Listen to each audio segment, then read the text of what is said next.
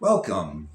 Let's look at today's news from the BBC. Netanyahu doubles down on control of Gaza's border with Egypt. Bibi Netanyahu, Prime Minister of Israel, is such a stick in the mud. He has to control that little 9-mile border. What a control freak. He just won't pull the Israeli military off the Egypt-Gaza border like Hamas wants. What's wrong with him? That same little border that Hamas has smuggled tens of thousands of rockets across over the years. What could possibly go wrong? Let's see. The United Nations said 8 years ago there were more than 1,500 tunnels on that border. Egypt said there were over 2,000 tunnels, but Egyptian military leaders disagreed. They say there are over 3,000 tunnels. 3,000 tunnels in 9 miles is about 300 tunnels per mile on average, or about one every 20 feet for 9 miles. Of course, that's not correct, as it's three-dimensional. So there are tunnels on top of tunnels, on top of other tunnels, on top of, well, you get the point. So many tunnels on a 9-mile border that even Hamas, the terrorists, don't know how many. Imagine you're a hostage and they make a deal to release you, but Hamas forgot which tunnel they put you in. Hey guys, I'm down here. Tunnel number 2374. You know, the one with the poor lighting and the stinky smell. Ugh. What? What are you saying? They all have poor lighting and stinky smell?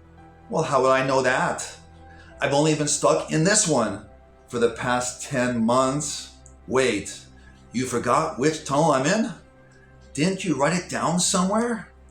No wonder you guys always lose wars. Don't tell me a Zionist missile took out your Rolodex. Guys, I really feel like I've overstayed my welcome. Oh no, I'm screwed. I'll never get out of here and I hate falafel. Okay, no more jokes. Let's see. Okay, let's look at the map. If Israel withdraws from that little border, won't Iran, which just a few weeks ago vowed to, quote, annihilate Israel, won't Iran just ship missiles into Egypt and flood them across the border by tunnel or even overland? And the major cities of Israel are very close, only 30 miles away. That withdrawal sounds just as smart as Ukraine giving up its nuclear weapons to Russia in the late 1990s. Let me think. Who backed that brilliant move? Oh yeah, the same geniuses who want Israel to withdraw now and make a deal that is suicidal. The United States and the UK. Maybe Bibi should remind them of their wonderful track record. Below the pic of Bibi, the BBC writes, quote, the map Mr. Netanyahu used in his speech to foreign media appeared to have erased the occupied West Bank. Ooh, erased. Hamas just executed 6 young hostages, music festival goers, most in their 20s. But that does not bother the BBC. Prime Minister Netanyahu leaves off the name of an area on a map. OMG, lock him up. He's a right-wing racist nationalist who cares about his country, the worst kind of filth. Sorry, BBC, but your observation only shows your bias and stupidity. The map is a map of countries, except for Gaza, the relevant area that Bibi is discussing.